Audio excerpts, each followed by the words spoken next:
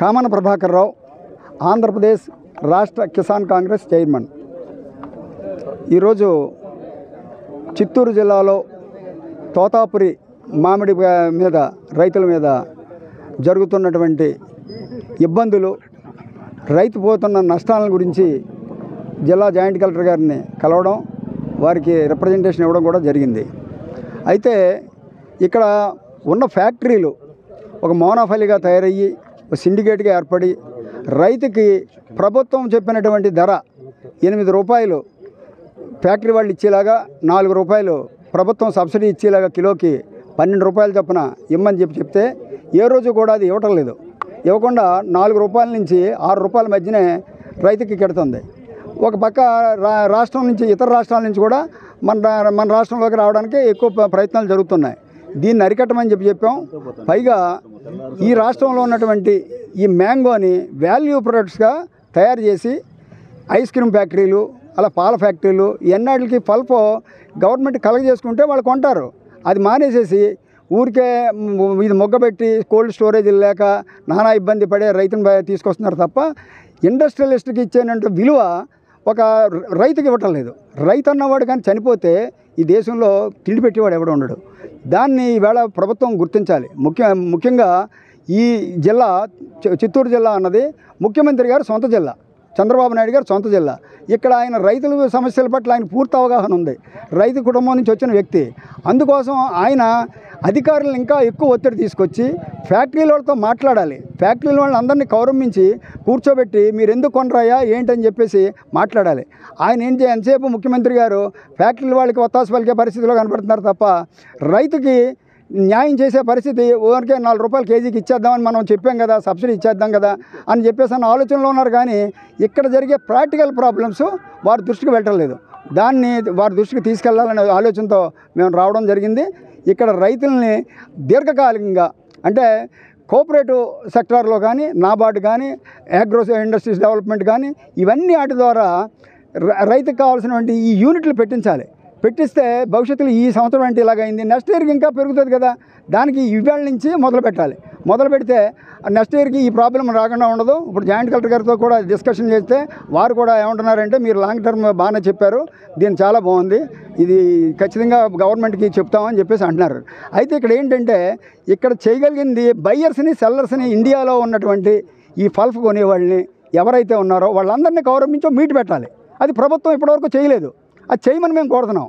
బయర్స్ని, సెల్లర్స్ని meeting పెట్టండి. Meeting పెడితే ఇంకా మా దగ్గర, మా జిల్లాలో, మా రాష్ట్రంలో ఇంత పల్ప్ మా దగ్గర ఉంది, మీరు ఏది ఎడక్కుంటారు ఏంటి అని చెప్పేసి చేయవలసిన బాధ్యత ప్రభుత్వం మీద ఉంది. Industries and commerce department central government వాళ్ళది ఆపార్ట్ అని చెప్పేసి ఒక సంస్థ ఉంది. దాని ద్వారా అగ్రికల్చర్కి సంబంధించినవన్నీ అన్నీ కూడా వాళ్ళు చేస్తారు. దాని నుంచి చేయాలి. కోల్డ్ స్టోరేజ్ పెట్టాలి. ఇవన్నీ ఈ చిన్నవాళ్ళకి సబ్సిడీలు ఇవ్వడానికి 35% సెంట్రల్ గవర్నమెంట్ నుంచి పిఎంఈకే ఈ స్కీముల్లో చిన్న యూనిట్లు పెట్టించి ఈ పల్ప్ ఫ్యాక్టరీలు పెట్టించినట్టయితే వాళ్ళే 10 మందిని పోషిస్తారు, 10 ఇబ్బందులు లేకుండా ఉంటాయి. ఆ దిశగా ప్రయాణం చేస్తే ఇక్కడ రైతు ఎప్పుడు నష్టపోడు, రైతుకి ఎప్పుడు మద్దతు ధర ఉంటుంది. అందుకోసం అని చెప్పేసి ప్రభుత్వాన్ని ఈ సంవత్సరంలో ఇప్పుడున్న ఈ తాత్కాలికంగా ఈ సీజన్లో రైతుని కాపాడమని, ఆ రైతుకి 12 రూపాయలు ప్రభుత్వం ఏదైతే నిర్ణయించిందో ఆ ధర కొనమని చెప్పేసి మేము కాంగ్రెస్ పార్టీ పరంగా డిమాండ్ చేస్తున్నాం. చిత్తూరు జిల్లాలో మామిడి రైతులు ఎదుర్కొంటున్నటువంటి సమస్యలపైన, వారికి పండించిన 1 సంవత్సరం దాదాపు వేచి ఉండి ఈరోజు గిట్టుబాటు ధర దక్కక రైతు పండించిన పంటను ఫ్యాక్టరీల ముందు అలాగే వదిలేసి అన్లోడ్ చేసుకుంటూ కుళ్ళిపోయి వారి పంట నాశనం అవుతుంటే ప్రభుత్వ యంత్రాంగం చూస్తుంది, కానీ పరిష్కారం చూపడం లేదు. 4 రూపాయల మద్దతు ధర ప్రకటించి వారికి అందుతుందా లేదా?